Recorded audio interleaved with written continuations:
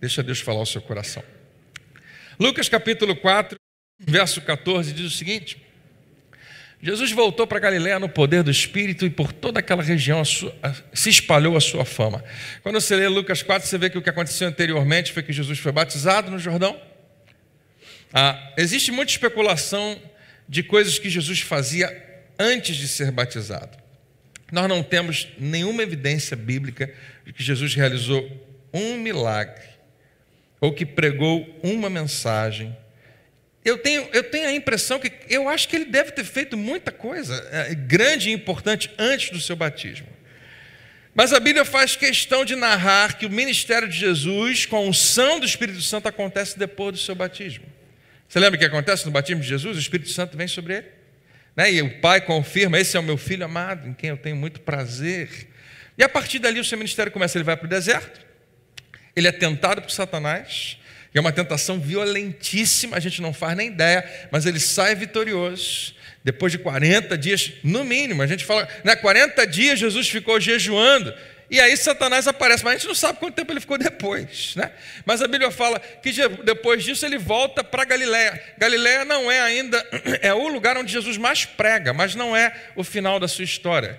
Em algum momento você vai ver ele fazendo uma viagem para a região da Judéia com os seus discípulos. Ele faz isso um pouco mais do que uma vez, mas há um momento importante onde isso acontece. Mas é na Galiléia, nessa região mais povoada por um povo mais simples, um pessoal que não está na grande cidade de Jerusalém, onde Jesus começa o seu ministério, e ali ele permanece muito tempo. Ali ele treina os seus discípulos. E a Bíblia diz que logo depois do seu batismo, logo depois da sua tentação no deserto, ele volta e algo começa a acontecer, ele começa a ficar famoso. Por que ele começa a ficar famoso? Porque ele começa a se expor. Ele começa a mostrar a que ele veio, ele começa a falar. Ele é reconhecido como um rabino, como um mestre. Ele está na idade, ele já passou em todas as provas, todo mundo sabe que ele é habilitado, e ele é, a princípio, para todo mundo, mais um professor, mais um mestre. Só que ele tem alguma coisa especial. Você lembra de um professor que você gostou muito na sua infância ou adolescência? Você tinha um monte de professor, mas esse cara, né? Ou essa moça, ela explica de um jeito tão melhor do que todo mundo. Quem lembra? Quem já teve um professor assim? Eu fico com pena de você que não levantou a mão. Só teve professor ruim, é horrível. Você vê, né? A escola inteira não tem um professor que seja bom de verdade. Mas eu também tive. Eu já falei: olha, você é um professor excelente, porque você me explica de uma maneira que eu entendo. Você me explica com clareza. Você explica uma coisa difícil de maneira simples. E as pessoas começaram a ver que Jesus era esse tipo de mestre. E ele ensinava. E daqui a pouco as pessoas começam a pensar que ele é um pouco mais do que um mestre, um pouco mais do que um professor. E a Bíblia diz que ele ensinava nas sinagogas e todos o elogiavam. Então a fama dele começa a correr, todo mundo fala: você já ouviu o novo rabino? Você já ouviu o novo mestre? Como é que é o nome dele? Eu acho que é Jesus. E ele está fazendo, olha, está todo mundo querendo ouvir ele. E a fama se espalha, se espalha, se espalha, se espalha. Eles começam, claro, Jesus está se apresentando naquele momento, eles começam a elogiá-lo como um professor. E daqui a pouco eles começam a elogiá-lo como um profeta. A Bíblia fala em Lucas 7,16, um grande profeta se levantou dentre nós, e diziam: Deus interveio em favor do seu povo. Eles começam a ver, tem algo acontecendo, Deus está fazendo alguma coisa, ele levantou esse homem, e ele agora, o que ele está, porque Jesus está começando a fazer milagres, está curando as pessoas. Não apenas ele é um fantástico professor, ele agora está exercendo a autoridade e o poder de Deus na vida de pessoas que precisam tanto disso. Aquilo é muito novo para eles. Só que eles pensam que aquilo que está muito novo acontecendo ainda é a extensão de algo antigo, a continuação do que eles sempre experimentaram. Se você entende como a cultura é algo forte, a gente não faz ideia. A nossa cultura brasileira é mais forte do que você pensa que é. Se você sair um pouco daqui, se você vai ficar um mês fora, em algum momento você sente saudade da comida brasileira. Quem já teve essa experiência aqui, né? Por quê? Porque é forte dentro de vocês.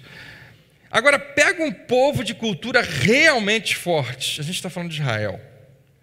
O que eles aprenderam, eles passavam com uma força muito grande, de pai para filho, para neto, e a força daquilo era muito grande. Até hoje a gente tem muito reflexo disso, e em alguns lugares isso acontece até hoje, a força dessa cultura de Israel.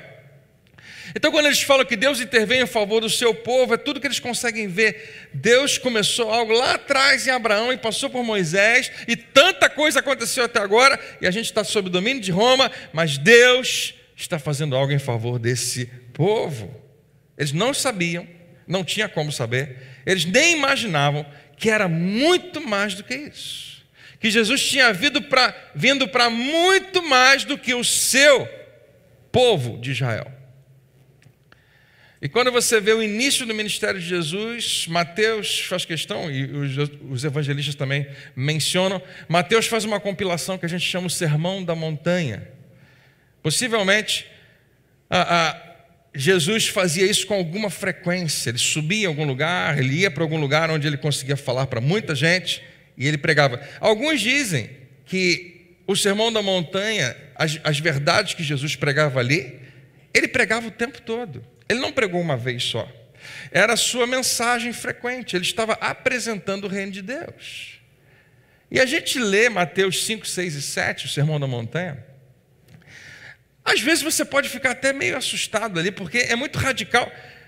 Mas para o povo judeu, aquilo era uma virada de 180 graus.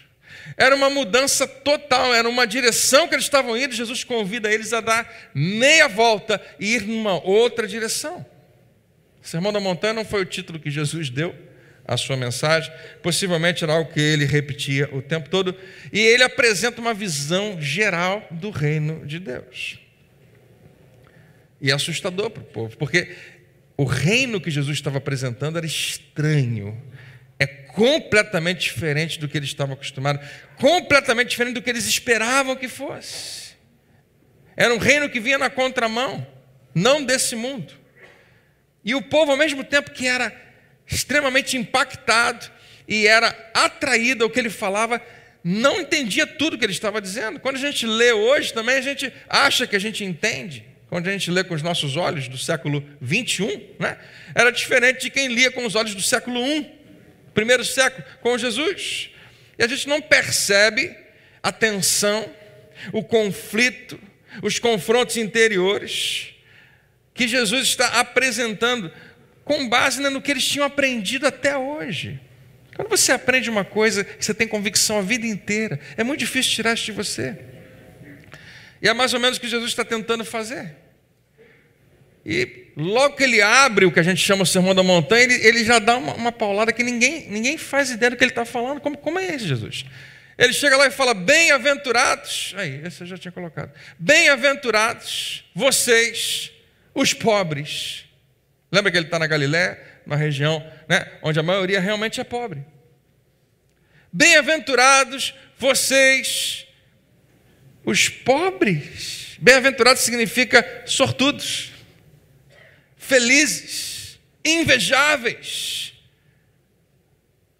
Outras versões dizem você, né, tem em você uma capacitação de Deus para crescimento, para prosperidade. Bem-aventurados vocês, os pobres. Isso bateu contra o entendimento deles. Por quê? Como é que eles acreditavam? Como é que foi ensinado para eles a vida inteira? Se você é pobre, tem uma coisa errada com você. Se você é pobre, Deus não está com você.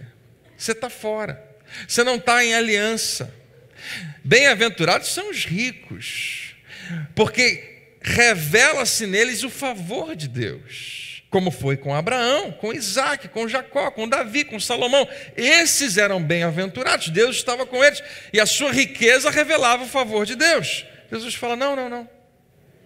Esse pensamento a gente precisa repensar isso. Bem-aventurados vocês pobres. E ele fala: porque a vocês pertence o reino de Deus. Jesus estava fazendo esse povo começar a repensar o que revelava a graça e o favor de Deus. E ele começa a fazer algumas pessoas pensarem: peraí, a gente é pobre e você está dizendo que a gente está dentro, que Deus está com a gente? Isso é uma ótima notícia, isso é o evangelho, isso é uma ótima notícia, que nós, os pobres, não estamos excluídos. E tudo que vem a seguir, tudo que Jesus continua falando a partir daqui, para eles é completamente cabeça para baixo. Vem na contramão. Jesus fala que os mansos, ninguém podia ser manso naquela época porque era sinal de fraqueza, mas que os mansos herdariam a terra, que os misericordiosos seriam abençoados, que os pacificadores são bem-aventurados. Pacificadores significa aqueles que promovem a paz, e não aqueles que usam força para conquistar, não aqueles que se utilizam de violência para que os seus direitos sejam cumpridos, para aqueles que querem ir avante e tem que ter força. E claro, isso tem o seu lugar. Num determinado momento Jesus falou, não, bem-aventurados os mansos, felizes os pacificadores. E num determinado momento ele chama a nossa atenção, que ele fala, bem-aventurados ou felizes os que são puros dentro, puros de coração, porque verão a Deus.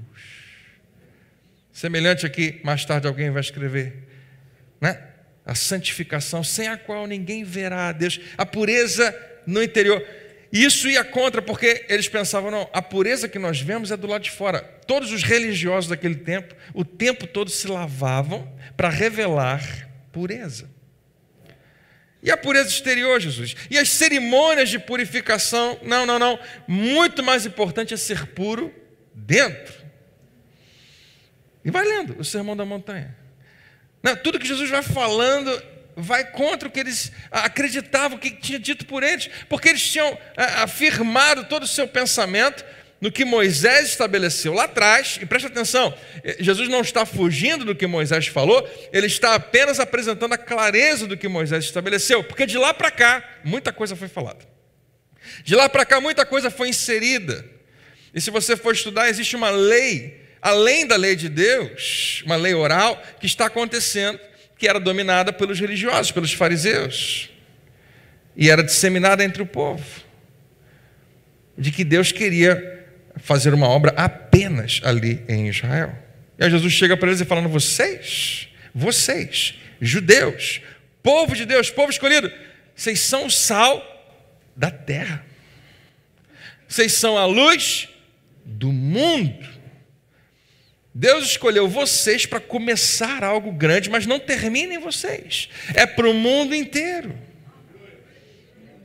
Deus escolheu essa nação para nela gerar algo que vai fazer diferença no mundo inteiro, e vocês são sal dessa terra. E a gente ia ser a minha mensagem hoje, eu mudei por alguma razão, mas a gente ia falar justamente sobre essas propriedades do sal, principalmente de conservar.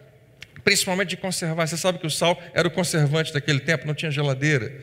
E a luz, que propósito é só esse? Iluminar, e não é iluminar a si mesmo, iluminar os outros. E eles poderiam pensar, mas nós judeus fomos ensinados a vida inteira de que a gente não deve ficar olhando para o mundo, a gente deve se separar do mundo completamente. E a gente é tentado demais na igreja a fazer essa separação. A gente falou disso semana passada. Será que eu tinha que estar misturado com as pessoas desse mundo? Porque Paulo fala, não se misture. Aí depois ele explica. Se você não se misturar, você vai ter que sair do mundo, que você não vai conseguir viver nesse mundo sem as pessoas do mundo.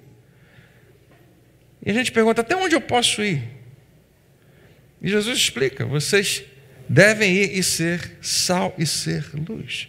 Ele fala, assim brilhe a luz de vocês diante dos homens. Mas Jesus, até hoje eu pensava que a gente não tinha que ter nada a ver com esses homens. A gente não tinha nada a ver com essas pessoas que não conhecem a Deus. Jesus falou, não, eu quero que vocês vão lá. Mas Deus mandou te ficar aqui. Mas agora Ele está falando para vocês quebrar todas as barreiras e irem até as pessoas e mostrar a luz que Deus derramou sobre a sua vida. Assim brilha a luz de vocês diante dos homens. Com qual propósito? Diante dos homens, mesmo não judeus, sim. Mas os não judeus, Jesus, os gentios, a gente nem quer eles por perto. Você tem uma ideia da força da tradição deles, da força da cultura? Pedro, que recebeu de Jesus, Se você parar para pensar, a história de Pedro é simplesmente espetacular. andou muito perto de Jesus, ele participou da natureza de Jesus, andou sobre as águas com Jesus, falou com Jesus e recebeu palavras importantíssimas. Diz: Pedro, é o Espírito Santo que está te dirigindo. Pedro prega e uma multidão se converte logo em Atos capítulo 3, capítulo 2, 3. Esse Pedro passa, a partir dali da igreja, mais 7 anos sem entrar na casa de um gentio, porque judeu não pode entrar na casa de um gentio. A força da tradição era gigantesca. Quando ele entra na casa de Cornélio, é a primeira vez, talvez na sua vida.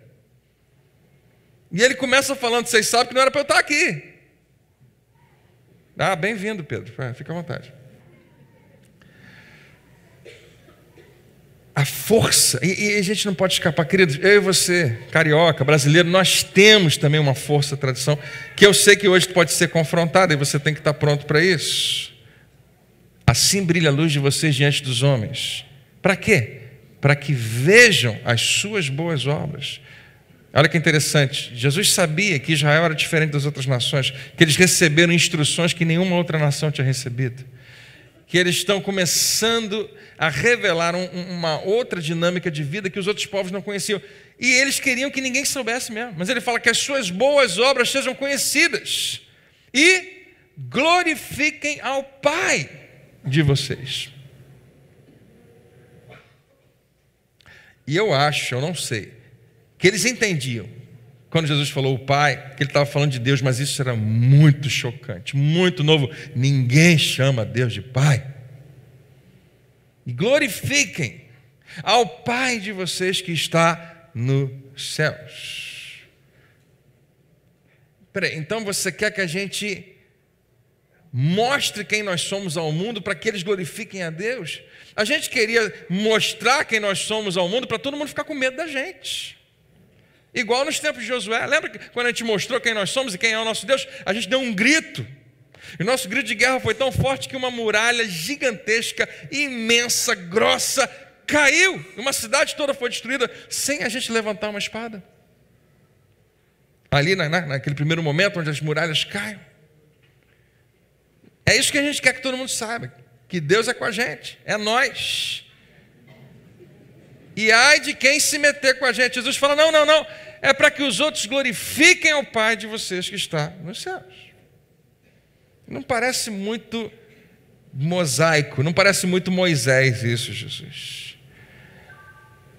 Moisés e os profetas falaram outra coisa. Sim, só que agora é o Messias que está falando. E é novo. Jesus sabia que isso era muito novo para eles. E quando ele está terminando, em algum momento, ele está se preparando para terminar o Sermão da Montanha, ele fala: não pensem que eu vim abolir. Porque estava parecendo isso. A lei e os profetas. Você sabe o que era a lei e os profetas? Eu e você chamamos da Bíblia, né? A Bíblia. Eu não vim anular o que está escrito na Bíblia. Jesus parecia, como ele estava o tempo todo aparentemente contradizendo Moisés, ênfase no aparentemente. Jesus aparentemente estava indo contra o que Moisés, na verdade, ele estava indo contra a interpretação que eles tinham de Moisés. Como parecia isso, ele faz questão de parar e olha: não pensem que eu vim abolir a lei e os profetas. Era o nome que eles davam para o Antigo Testamento, que vocês chamamos de Antigo Testamento, um pacto da antiga aliança com Deus. Jesus dizendo: eu não vim acabar com a lei, eu não vim destruir a lei, eu não vim modificar a lei, eu não vim editar a lei. Isso está começando a ficar claro para eles, porque Jesus está o tempo todo glorificando a lei, mas dizendo: vocês não entenderam o que ela significa. Por que Jesus está dizendo isso? Porque parecia: eu não vim abolir a lei. Ele fala: não vim abolir, mas cumprir. E é aqui que eu acho que a maioria de nós não entende o que ele está dizendo. Porque quando eu li isso pelas primeiras 10 vezes, eu percebi que Jesus estava dizendo: eu sou alguém que consegue cumprir a lei como todos vocês. Temos que cumprir a lei. Mas Jesus estava falando com um público, na verdade, ele estava falando com uma humanidade, com o mundo inteiro, que jamais conseguiria e jamais conseguiu cumprir a lei. Então Jesus está dizendo: eu sou a pessoa o homem, o cara que vai cumprir o que ninguém absolutamente conseguiu. Eu vim e eu sou a pessoa, a única pessoa que vai conseguir e poder fazer isso. Eu vim cumprir a lei. E o que ele está falando choca todo mundo, e talvez choque você também, mas é só isso. Jesus está dizendo: uma mudança está chegando. Eu não vim abolir, eu vim resolver, eu vim terminar. E eu queria que você entendesse dessa maneira: a lei era como um problema que ninguém conseguia resolver. Seu professor de matemática já fez isso com você? Deu um problema que ninguém consegue resolver. Jesus chega, bate na porta da sala e fala: deixa eu tentar. E pega e resolve. E acabou o problema. Não tem mais, né? Ele está resolvido para sempre. Eu não entendo, né? A lei não é um problema, mas é como se fosse um problema matemático que Jesus veio resolvê-lo, uma tarefa que ele veio cumprir, executar, resolver. André, você está dizendo então que Jesus está terminando algo? Exatamente isso. Jesus está comunicando, talvez pela primeira vez, que a lei e os profetas, a antiga aliança, tinham uma data de validade. O que infelizmente ainda choca muitos crentes, mas é ele que está dizendo isso, que estava prestes a vencer a data de validade da antiga aliança. Você com certeza não tem dificuldade de acreditar que existe uma antiga aliança e uma nova aliança. Todo mundo, todo crente aceita isso. O que muitos crentes têm uma dificuldade gigantesca de aceitar é que uma realmente substituiu a outra. Que as duas não coexistem. Que o próprio Jesus diz que elas são irreconciliáveis. O modo, a abordagem, o sistema e os valores da antiga aliança, Jesus diz, estão prestes a expirar. E olha como ele termina: digo a verdade, enquanto existirem céus e terra, de forma alguma desaparecerá da lei a menor letra ou menor traço. Jesus pega a lei e bota lá em cima e glorifica. Ele diz: foi Deus que fez isso, ninguém pode mexer nisso. E a gente para por aí muitas vezes, mas Jesus fala algo que tem que fazer a nossa mente funcionar. Ele fala: até aqui. E eu acho particularmente que deve ser a expressão mais negligenciada no Novo Testamento. Quando Jesus fala algo tão grande sobre a lei, a gente esquece que ele fala um até que. E não saber interpretar esse até que no versículo do número 18. Digo a verdade, enquanto existirem céus e terra, de forma alguma desaparecerá da lei menor letra, menor traço, a lei está estabelecida, até que, se você não souber interpretar, você vai entender, né? Por que tem tanta confusão, tanto legalismo, tanta falta de graça e tanta falta de fé no Evangelho ou nos evangélicos. A implicação é que a antiga aliança, o Antigo Testamento, ou como ele chamava, a lei e os profetas, Jesus está dizendo, tudo isso vai desaparecer. Vai ficar para trás. E isso faz a gente tremer por dentro, porque nós amamos a lei e os profetas. E não tem menor problema, Jesus também ama. Mas nós precisamos entender ao que ela está dando lugar. O que está vindo para depois dela substituí-la. Até que tudo se cumpra. E depois que tudo se cumprir, Jesus estava no início do seu ministério. No final do seu ministério, tudo se cumpre nele. Ele diz, está consumado. Até que tudo se cumpra, até que tudo esteja no lugar, até que venha esse momento, então ela vai desaparecer com tudo que estiver associado a ela. Jesus, peraí, desculpa, mas eu acho que o que você está falando é simplesmente impossível. Você quer que a gente realmente acredite que tudo que nós aprendemos até hoje a respeito de Deus, a nossa ligação com Deus, a maneira como nós cultuamos a Deus, a maneira como nós nos associamos a Deus, que vem de Moisés, que nós aprendemos com Moisés e com os profetas, tudo isso simplesmente vai acabar, tudo isso simplesmente vai desaparecer. E quem estava vivo 40 anos depois desse momento, viu isso acontecer. Quem estava vivo aproximadamente 40 anos depois dessa afirmação de Jesus, viu um templo sendo destruído, uma cidade sendo assolada. E a gente não faz ideia do que é isso, mas sem o templo não há judaísmo. É um outro judaísmo que tem que substituí-lo. Mas a maneira como eles entendiam a antiga aliança acaba ali. Fica completamente para trás. Aproximadamente no dia 6 de agosto, esse mês, né, que a gente está, do ano 70, logo ali, rapidinho, nas mãos do general Tito, da 10ª Legião Romana, o judaísmo antigo cessou de existir, nunca mais voltou a ser praticado. Pastor, mas eu conheço um monte de judeu que pratica, sim, eles praticam uma nova versão do judaísmo, mas não aquela que Moisés instituiu, porque sem um templo é impossível, sem o templo é impossível. Não sei se vocês podem pedir emprestado da Universal, lá de São Paulo, mas eu acho que não vai funcionar, não acho que seja a mesma coisa, talvez. Porque a única maneira de praticá-lo seria no templo. Uma vez que foi destruído, não é mais possível. O que Jesus veio inaugurar é algo completamente novo. Jesus nasceu sob a aliança de Deus com Israel para cumpri-la, resolvê-la, para consumá-la e para substituí-la. Ele é a nova aliança. Ele substitui por algo... É uma pena que a gente não consiga conceber, infinitamente maior. A nova aliança é infinitamente maior e infinitamente melhor. Não é mais um pacto de Deus com uma nação, mas agora é um pacto de Deus e toda a humanidade. E os ensinos de Jesus, as parábolas são o tempo todo, né, uma pista muito clara do que ele está apresentando. Jesus está mostrando o tempo todo que algo novo está chegando. E não se engane, se você hoje tem dificuldade de ouvir o que eu estou dizendo, imagina esse povo. A quebra para a igreja primitiva, compreender aquilo, absorver aquilo era muito difícil.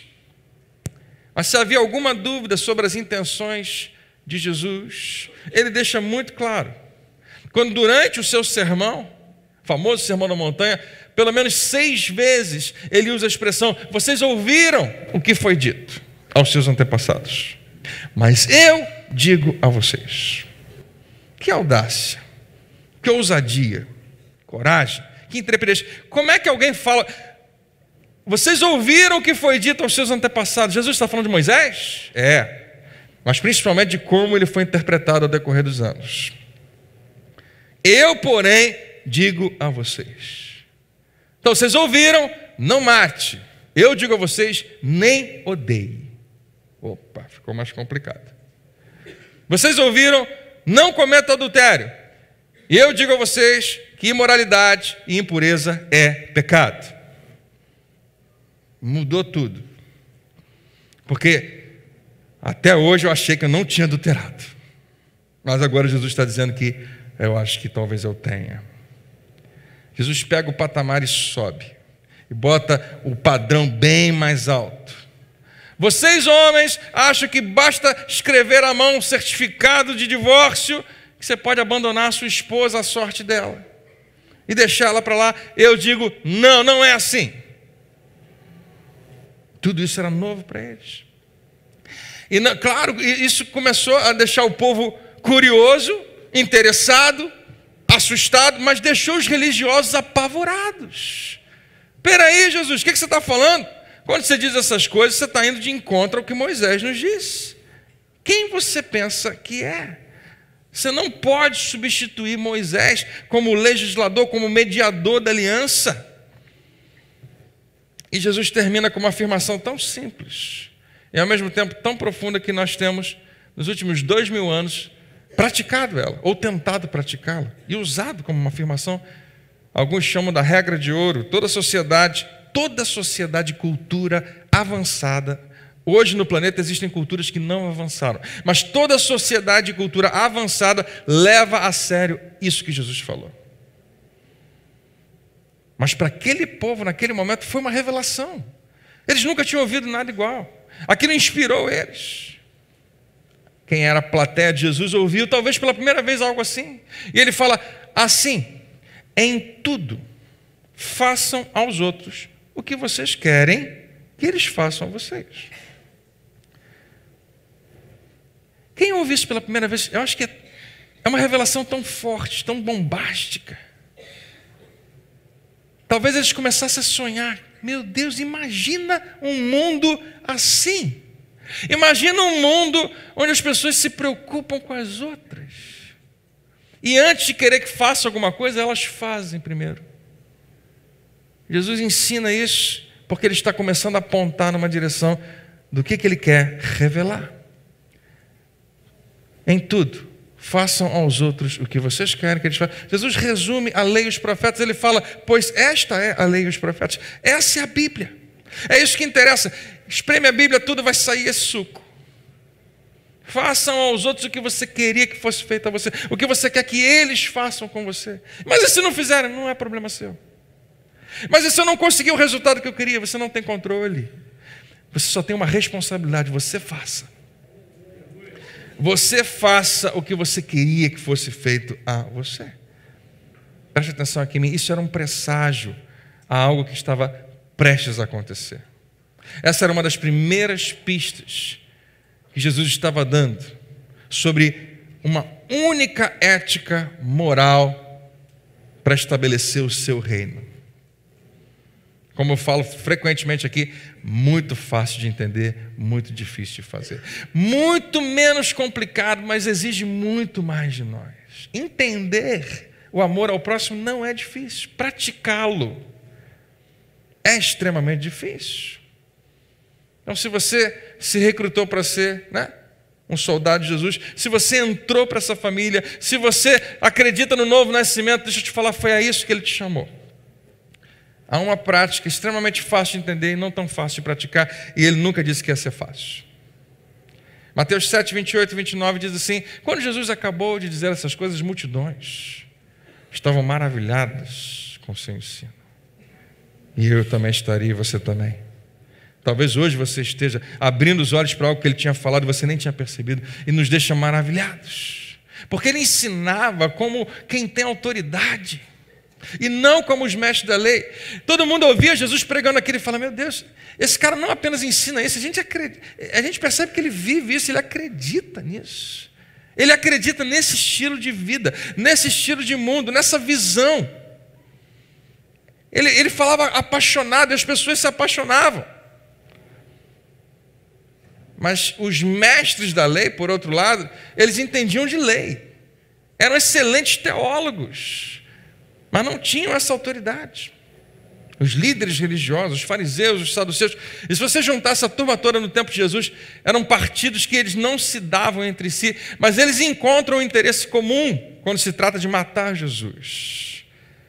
E até hoje, é uma pena dizer isso, mas até hoje a religião continua fazendo a mesma coisa. Se alguma coisa ameaça uma certa maneira de pensar, uma certa teologia pessoal, um certo padrão de poder, vamos matar.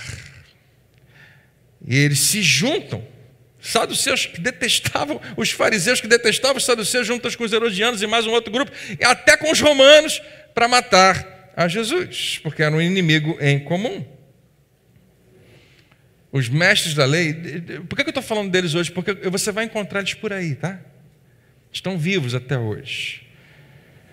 Eles estão ocupados o tempo todo em que Jesus mantenha a lei segundo a interpretação deles, segundo o que eles acreditam que é a lei. Jesus fala: eu vim cumprir a lei, vocês nem fazem ideia do que é isso. Eles não fazem ideia de quem está na frente deles. Quando a lei foi escrita, ele estava lá. Quando Deus entrega a lei a Moisés, Jesus estava lá, envolvido em tudo que estava acontecendo.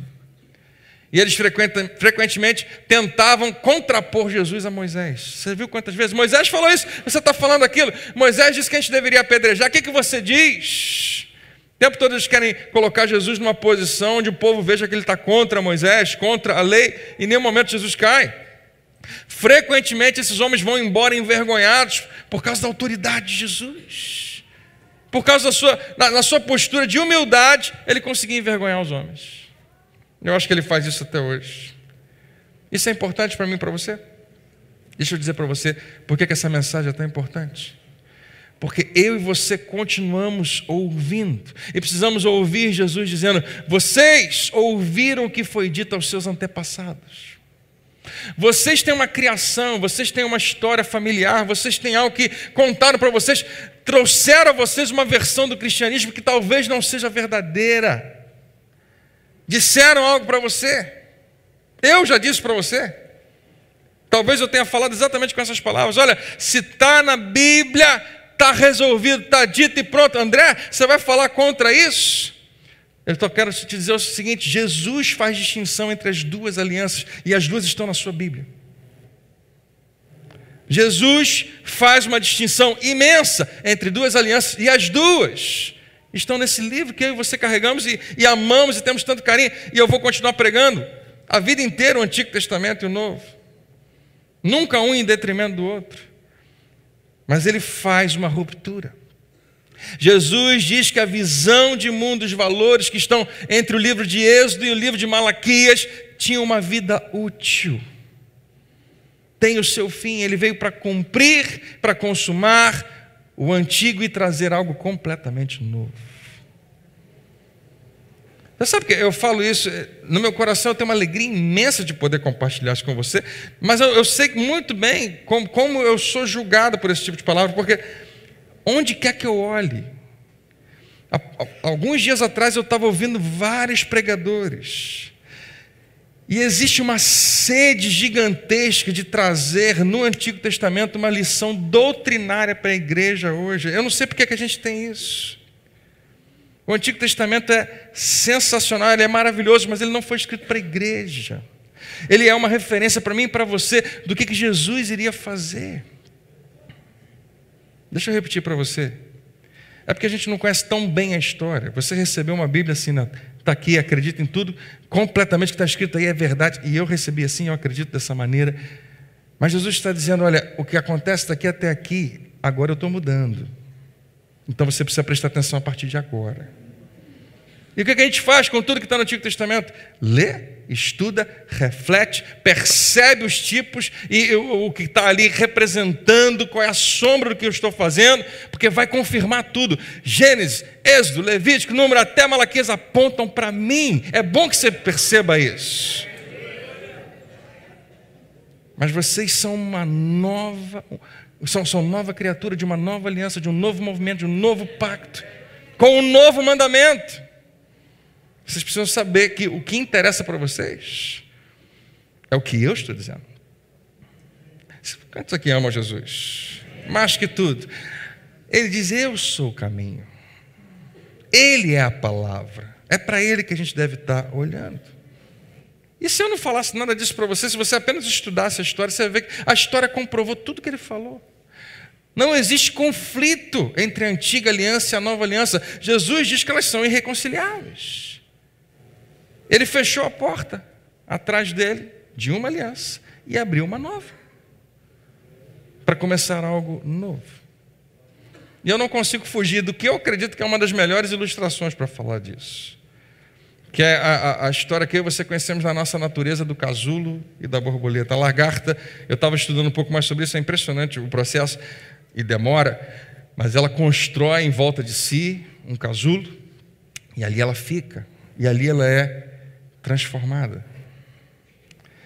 Em algum momento, aquele casulo, ela vai se esforçar e vai romper e vai nascer. E se você observar quem é a lagarta e quem é a borboleta, você dificilmente encontra alguma coisa em comum.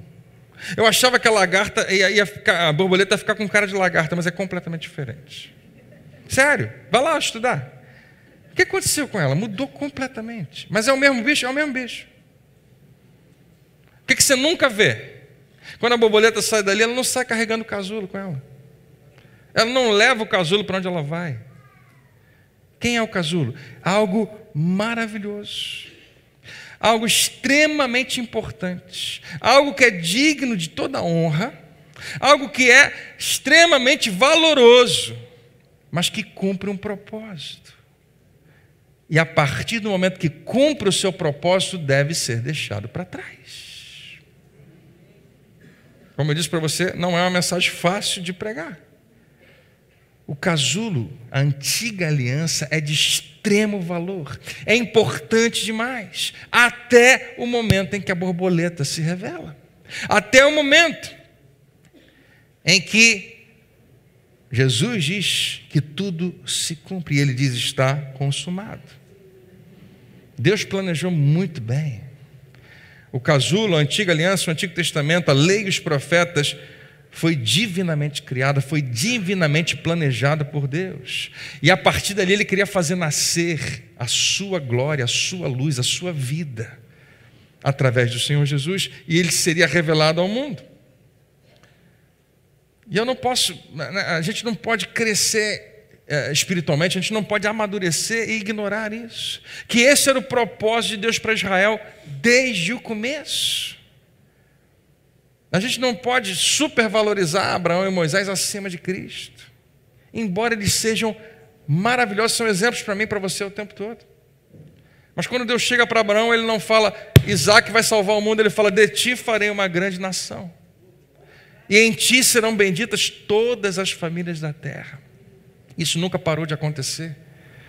Mas uma vez que a luz do mundo, uma vez que o amor de Deus é revelado em Cristo Jesus, o casulo, a antiga aliança, é algo pelo qual nós somos extremamente gratos, é parte da história, mas precisa ser deixado para trás. Ouviste o que foi dito?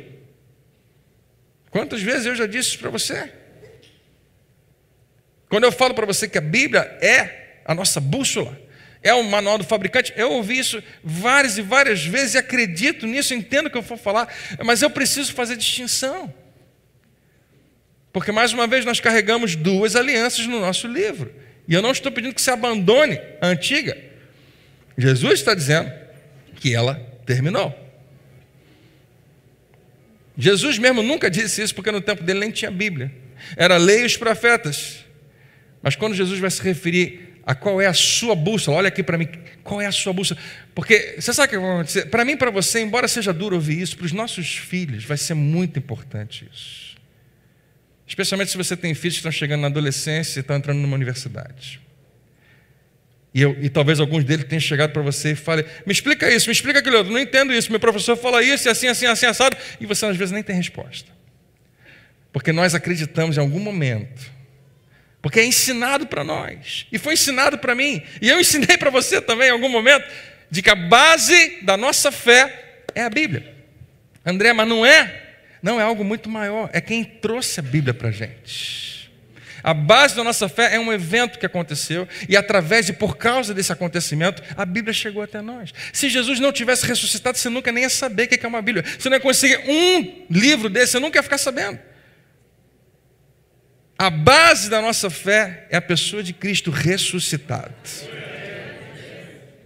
E a Bíblia é tudo para mim e para você.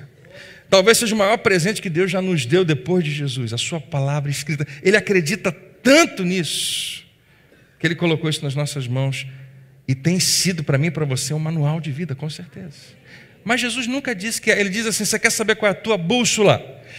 Eu sou o caminho, eu sou a verdade, eu sou a vida. Jesus não é Moisés, não é a lei, não é o que os profetas falam, não. Eu sou o caminho, a verdade e a vida. Ele diz: sigam a mim. Isso era novo e extremamente, deixava eles muito preocupados e amedrontados, deixava os religiosos loucos. Então, antes de você ficar de pé, a gente orar para você ir embora, porque você está com fome. Quando Jesus ressuscita, que dia glorioso, ninguém esperava, mas ele ressuscitou. É incrível que ninguém esperasse, porque ele falou tanto sobre isso, mas ele ressuscita. E ele está prestes a ir embora. No seu discurso que a gente trouxe na semana passada, ele termina dizendo assim: então Jesus aproximou-se dos seus discípulos e disse: toda autoridade no céu e na terra foi entregue a mim. É muita ousadia dizer isso. Ou ele está mentindo, ou ele está maluco, ou é verdade, porque a gente viu esse cara morto numa cruz, a gente viu o sangue dele completamente derramado, a gente viu um corpo branco, inerte, frio, sendo retirado de uma cruz e sendo colocado numa tumba. E agora ele está aqui na nossa frente falando com a gente. Eu acho que deve ser verdade. Toda a autoridade no céu e na terra foi dada a Moisés. Que isso, Jesus? Você deveria falar, não, foi dada a mim. E o que ele fala em seguida é o que tem que despertar você, porque ele aí fala de você. Portanto, vão e façam discípulos de todas as nações. Eu sei que vocês foram ensinados a proteger as suas fronteiras, a expulsar os estrangeiros. Vocês têm essa crise toda com Roma, mas não é disso que eu estou falando. Agora eu quero que vocês atravessem as fronteiras, saiam de Jerusalém, vão para a Judéia, Samaria, até os confins da terra e convide estrangeiros que não têm nada a ver com você a me seguir, batizando-os em nome do Pai e do Filho. Olha o Filho, olha...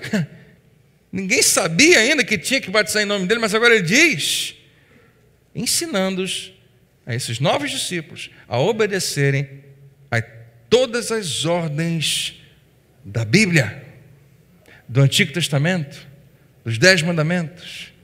Não, a tudo que eu lhes dei, a tudo que eu lhes ordenei. Um novo tempo estava começando. E você sabe que se você realmente for liberto, e eu também, nós vamos entender que Jesus é tudo para nós. E nada mais importa. A gente vai deixar de ser o que eu tenho chamado de cristão ou evangélico, e você vai ser um discípulo quando nada mais importa senão Ele. Só Ele interessa. Ele não me convida para uma religião. Se você achava que isso aqui era uma religião, deixa eu te falar, eu espero que a gente esteja escapando disso urgentemente, que se essa igreja tem trazido essa bandeira de ser uma religião, que a gente consiga fugir disso, porque Jesus não te chama para a religião, Ele te chama para uma vida plena junto dEle, para um relacionamento vivo com Ele. Então, pouco importa, a única coisa que Ele pede é que você ouça a sua voz. Sabe o que isso significa para nós? Sabe o que isso significa para um adolescente? Você sabe o que isso significa para um jovem que está saindo da universidade? Você sabe o que isso significa para uma mãe solteira? Você sabe o que isso significa para um casal, para uma família? E que a gente precisa abrir os olhos. Significa a verdade que o cristianismo se garante puramente em Cristo. O cristianismo não precisa do suporte da antiga. Você sabe por que eu estou falando isso para você? Porque os nossos filhos vão ser questionados, eles vão ter que entrar em debates, eles vão ter que tentar defender o que eles acreditam, e muitas vezes você vai querer que eles acreditem no que você acredita e não vai conseguir, porque nós criamos uma ideia de que eles têm que sustentar o que eles creem numa palavra escrita, e nem Jesus disse para a gente fazer isso. Hoje em dia, antigamente não. Hoje em dia com a internet, depois do 11 de setembro, se você parar para pensar o que aconteceu com a religião nesse mundo, e nossos filhos já sabem 1000 vezes mais do que eu e você sabíamos na idade deles, e eles recebem informação de todo tipo. A quantidade de publicação de livros com base em ateísmo, e séries e filmes que estão tentando destruir de uma vez por todas a base, entre aspas, do que a gente tornou base da nossa fé, é gigantesco. Deixa eu falar uma coisa, em geral, eu assisto algumas coisas, vejo, e eu tenho a tendência a dizer para você, não assista, porque eu tenho medo de você perder a sua fé. Mas, na verdade, eu acho que é o contrário. Se você estiver bem estabelecido em Cristo Jesus, eu acho que você tem mais a que ler mesmo, eu acho que você tem mais a que assistir, e fundamentar ainda mais. A minha fé não está em qualquer outra coisa, senão no Filho de Deus ressurreto. Não importa. Cristianismo se garante simplesmente em Cristo. Ele não precisa nem da antiga aliança, da mesma maneira que uma borboleta não precisa mais do seu maravilhoso casulo. Ele é firme em si mesmo. O cristianismo passou pelo teste do tempo. É raro demais você ver uma religião que permanece depois de um certo tempo. Passou por um império que tentou destruí-lo. E se você hoje está ouvindo tudo isso e fala, André, eu estou preocupado, será que você não está falando uma coisa que é meio heresia? Eu queria que você pegasse esse sentimento e tentasse compreender como aqueles homens se sentiram quando Jesus anuncia algo completamente novo a eles e os convida a deixar para trás uma antiga maneira de pensar. Nossa missão como igreja é ajudar, levar pessoas a um relacionamento cada vez mais profundo com Deus. E foi exatamente isso que Jesus nos convidou a fazer discípulos, batizando-os, ensinando-os aquilo que Ele nos ordenou.